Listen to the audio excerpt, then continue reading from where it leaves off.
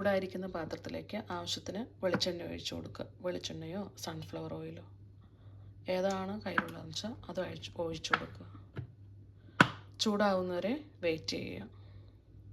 ഇപ്പോൾ വെളിച്ചെണ്ണ ഏകദേശം ചൂടായിട്ടുണ്ട്. അതിലേക്ക് നമുക്ക് കുറച്ച് കടുക് ഇട്ട് കൊടുക്കാം.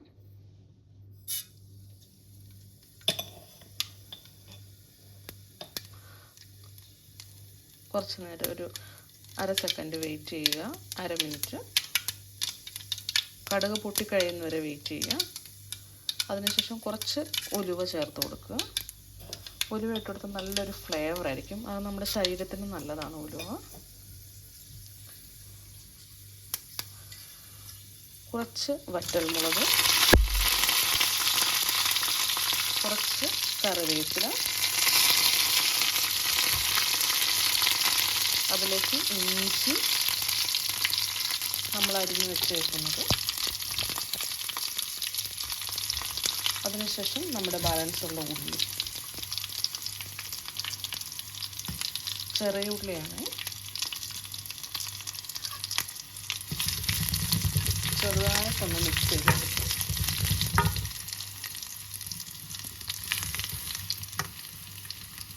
ഇത് ചെറിയ പാത്രം ആയതുകൊണ്ട് കുറച്ച് ബുദ്ധിമുട്ടാണ് മിക്സ് ചെയ്യാനായിട്ട്.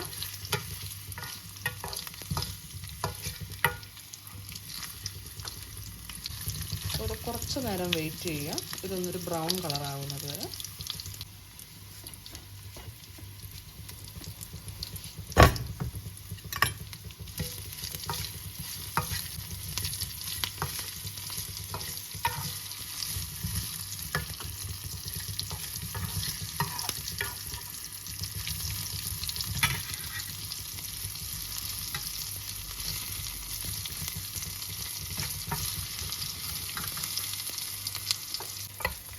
നന്നായിട്ടൊന്ന് ഇളക്കി കൊടുക്കുക. ഏകദേശം ഇപ്പോൾ ഒരു ഗോൾഡൻ കളറായിട്ടുണ്ട്. അതിലേക്ക് നമ്മുടെ അരച്ചു വച്ചിരിക്കുന്ന തേങ്ങ ഒഴിച്ചു കൊടുക്കുക.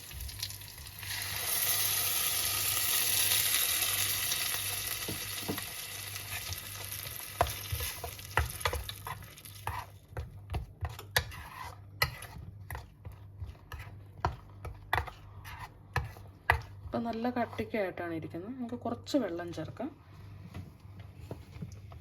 ഞാനാണെങ്കിൽ മിക്സിയുടെ ജാറിലേക്ക് കുറച്ച് ചൂടുവെള്ളം ചേർത്ത്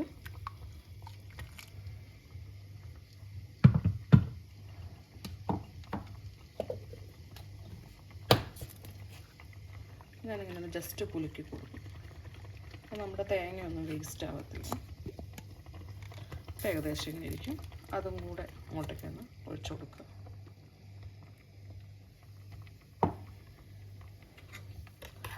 ജസ്റ്റ് ഒന്ന് മിക്സ് ചെയ്ത് കൊടുക്കുക. ആവശ്യത്തിന് കൺസിസ്റ്റൻസി ആണോ എന്ന് ചെക്ക് ചെയ്യുക. ഞാൻ കുറച്ചും കൂടെ വെള്ളം ഒഴിച്ചു കൊടുക്കുന്നുണ്ട്. നമ്മുടെ കെറ്റിലിൽ ചൂടായിരിക്കുന്ന വെള്ളം ഒഴിച്ചാലാണ് നല്ലത്. കുറച്ചും കൂടെ വെള്ളം ഒഴിച്ച് ഞാൻ ലൂസാക്കി. കാരണം ഇരിക്കുമ്പോൾ കുറച്ച് നേരം ഇരിക്കുമ്പോൾ ഇത് കട്ടിയായിപ്പോവും. നമുക്കൊന്ന് ടേസ്റ്റ് ചെയ്ത് നോക്കാം ഉപ്പ് എങ്ങനെയുണ്ടെന്ന്.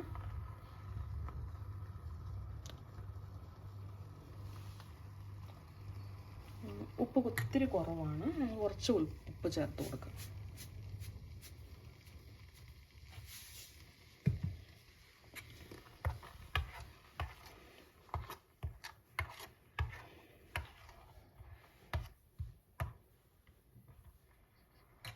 നമുക്കിനി സ്റ്റൗ ഓഫ് ചെയ്യാം.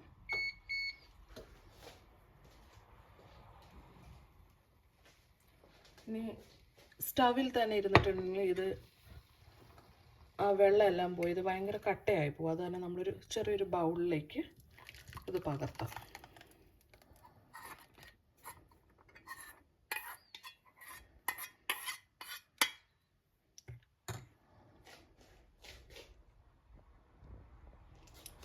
ഇത് നമ്മുടെ സ്വാദിഷ്ടമായ തേങ്ങാ ചമ്മന്തി ദോശയോടൊപ്പം ചേർത്ത് കഴിക്കാവുന്ന റെഡി ആയിട്ടുണ്ട്. Thank you.